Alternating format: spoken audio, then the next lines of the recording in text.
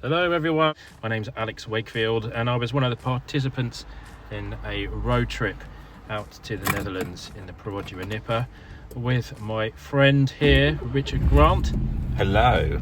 We are currently sitting in a Rover R8 400, a car that was supposed to take this trip along with the Nippa, but we're going to describe to you what happened, how we ended up going in a slightly different convoy than planned, and also a little bit about our trip.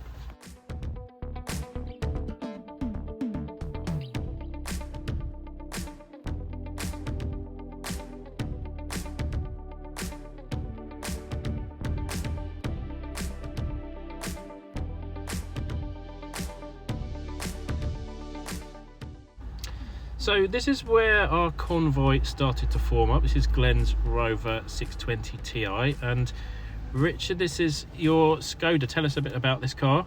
So this was slightly unplanned because my Rover, I decided after a period of being off the road, I'd spend the money, take my chances, get it ready to go to Holland, and that was the plan.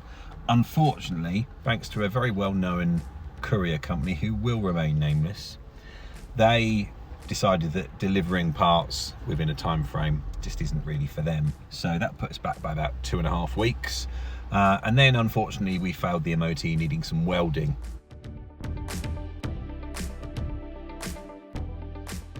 Meantime, we got hold of this little Skoda that had come out of BCA auctions and gave it a clean, and massive leap of faith, off we go.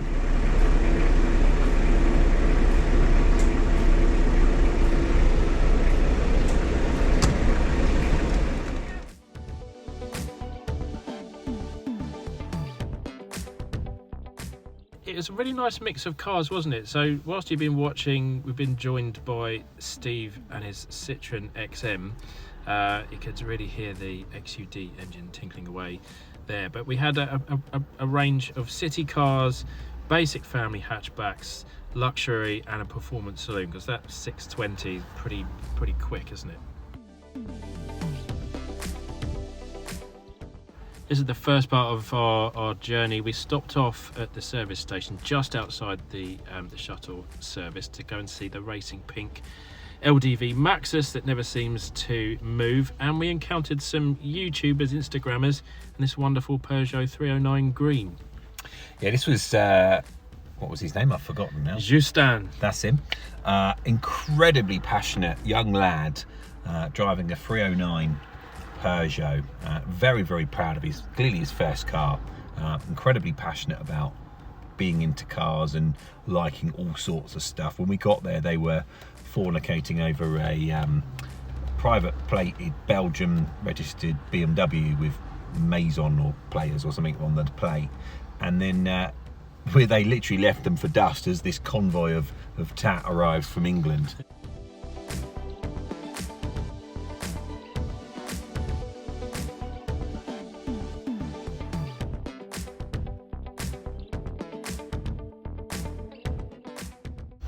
I think arriving at the hotel in Belgium was quite a major relief, wasn't it, really? Because I think we all started to feel that this was going to be possible, and we toasted our success before we headed off the next day. How were we feeling at this point by the end of the first day?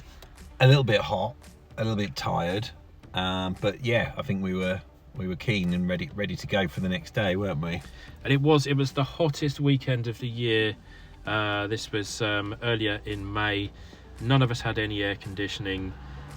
Even the higher spec cars amongst our convoy had any functioning air conditioning. I'm not sure about Alex's Lexus, which we'll see in a minute. I don't know if that was working. Probably was, because it's a Lexus, but certainly in my car and yours, the most basic versions of some basic cars. We had an early start heading over to the show on a Saturday morning. We had about 2.5 hours or so driving, extended a little bit by the slow pace. Obviously, European motorways much easier to drive on, much clearer, much smoother, which probably made it a little less of a challenge than it perhaps would be here. Yeah, but the good thing was, of course, fuel consumption was remarkable. Unless, of course, you're driving a Lexus LS, which was the last car to join our convoy, actually just on the Dutch border. This is Alex's Lexus. He was due to go in a Honda Prelude, but had some issues with his brakes. I don't suppose he was complaining that much. And hitting the Dutch border meant we didn't have too far to go, which is a blessed relief for me, because I was starting to develop severe back and neck pain on account of me driving a Perodua Nippa with plastic seats.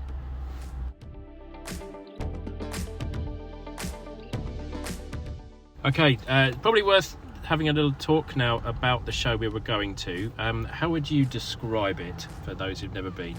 Brilliant, absolutely brilliant. Nothing like anything you go to here, including Festival the Unexceptional, for example, or others. None of the stuff that you just sort of think, oh, okay. So the Teslas, the AMG Mercedes, that sort of stuff. There was just none of that. It was really well organised. There was no pre-registration, there was no payment, there was no having to be there by a certain time. Nice and informal, exactly as I expected it to be honest. I think we probably had a view of it being the Dutch. I think people described it as the Dutch Festival, the Unexceptional, but it wasn't, was it? I mean, there's certain similarities, but it has a higher concentration, slightly smaller in scale, but a higher concentration of talent. Some incredible cars there, actually. Stuff that I expected to see in Holland. I don't know why I've come to that perception, but Mitsubishi Mirage. Can't remember seeing one of those for many years. Say at Malaga Saloon, ridiculous car, don't exist here. You name it, it was there, and it would turn up in the car park. It was brilliant. Yeah, I mean, you can probably get a view just from the camera. There you go. Look, a Renault 5 convertible. I don't know if someone's got the angle grinder out and made that themselves, or if that's an official thing. But we're going to take you on a tour of the show now. This is actually probably one of the sort of higher spec cars. Alfa Romeo there. This is a De Tomaso Longchamp, is that right? Longchamp. That tickled our fancy. It kind of ticks the box. Although it's an exotic brand, it's somewhat unloved and unappreciated. Looks like it's been designed with a set square, but what a thing.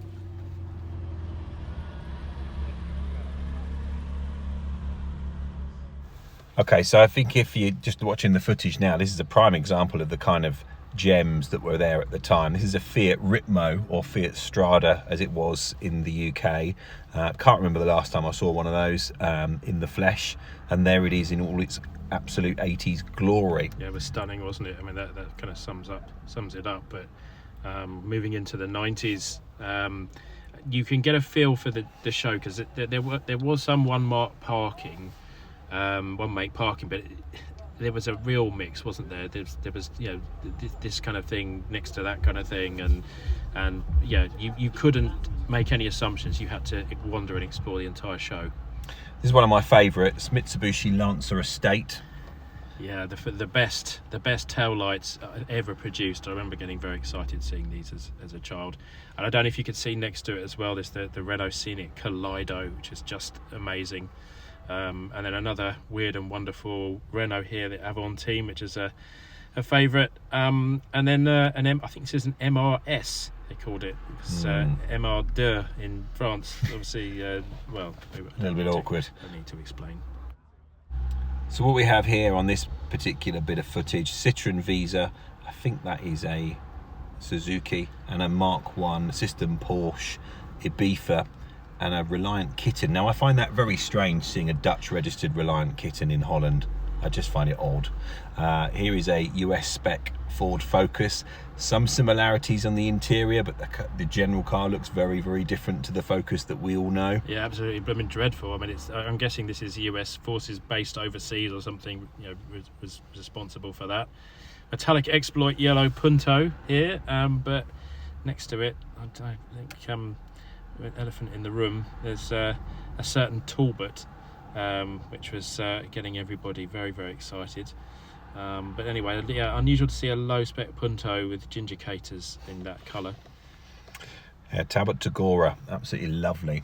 It's an earlier one with the single mirror. Look at that interior. Show me that interior.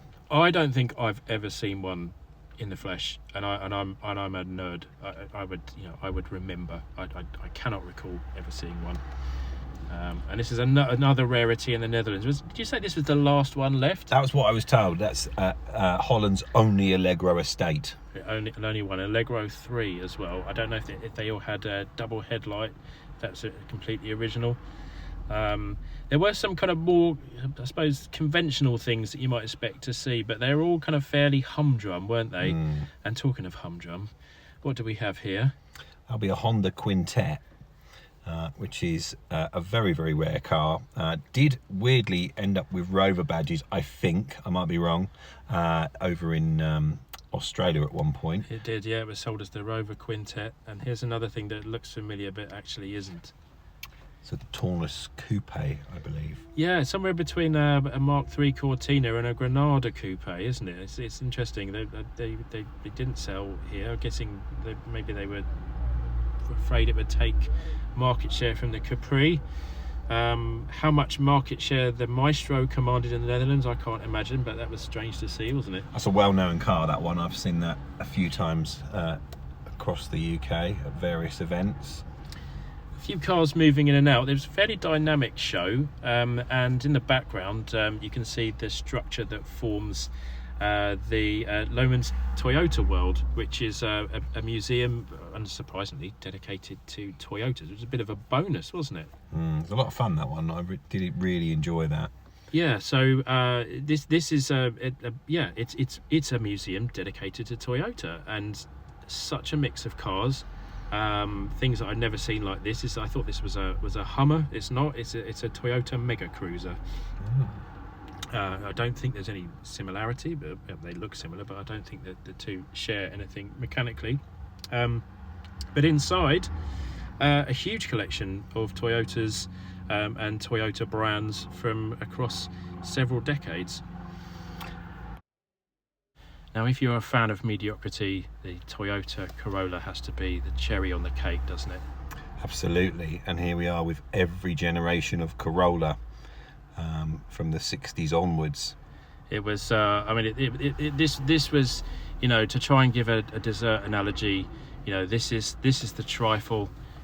This is absolutely everything with the cream right on the top. And in the right order. They've done it in chronological order, and just to give it a few chocolate sprinkles surrounding it, we've got some Exotica. This is the Toyota 2000 GT. Look at that, bright jam red, that one. I've only ever seen them in white before. The kind of car you'd like to slide into your DMs on Instagram. Yeah, definitely. Yeah, it's one of those under the radar ones. You keep that tucked away, and not tell anyone about it if you got one of those, because you'd have people all over you, wouldn't you? Absolutely. Well known Subaru Justy, the winner of Festival of the Unexceptional 2023. Yes, yeah. I think it's red garnet or garnet nugget, I think, on Instagram. Apologies if I got that wrong. Yeah, here we go. Some more of the scenery. Waving to one of my new friends here. Just look how eclectic the collection of cars is at this show.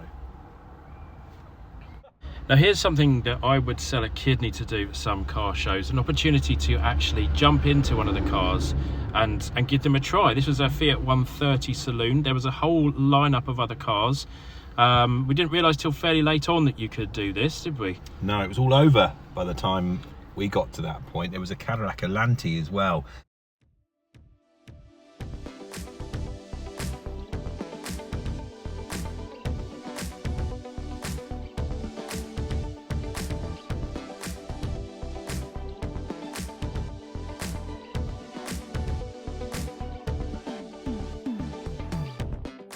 Let's not forget, this wasn't just a car trip. This is a bit of a boys' weekend, and we harnessed forward motion and made our way over to an Airbnb.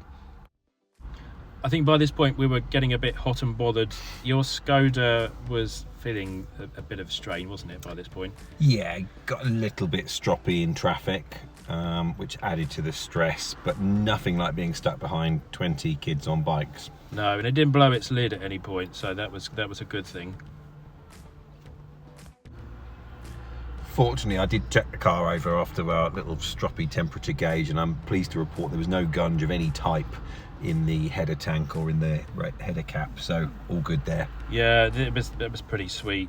We managed to give the cars a good look over once we got to our Airbnb, and amazingly our Airbnb positioned about 10 minutes away from the show and had a driveway big enough to fit all of our cars, and surprisingly none of them dropped any oil overnight as far as I'm aware.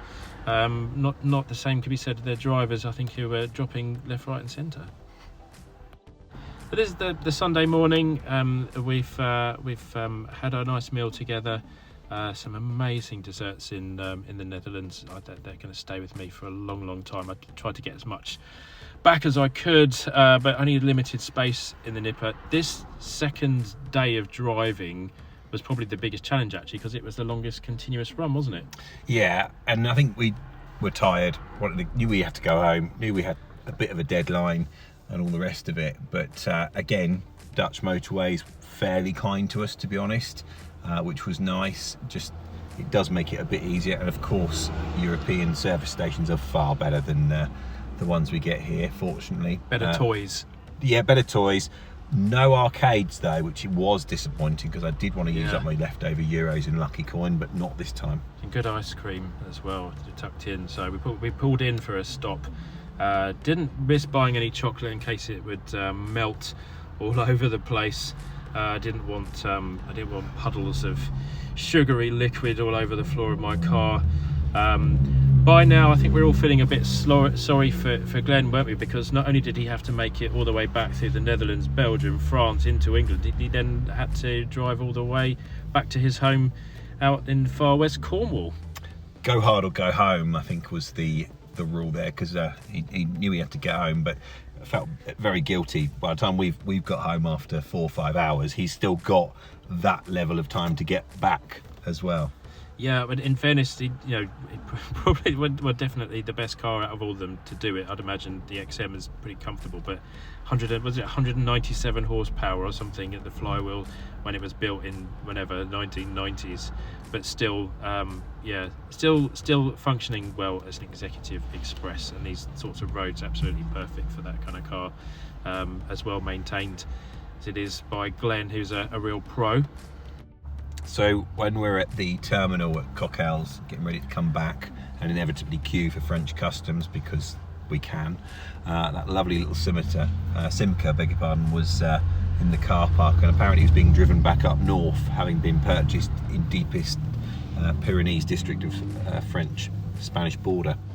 So quite a mission, more than ours in fact.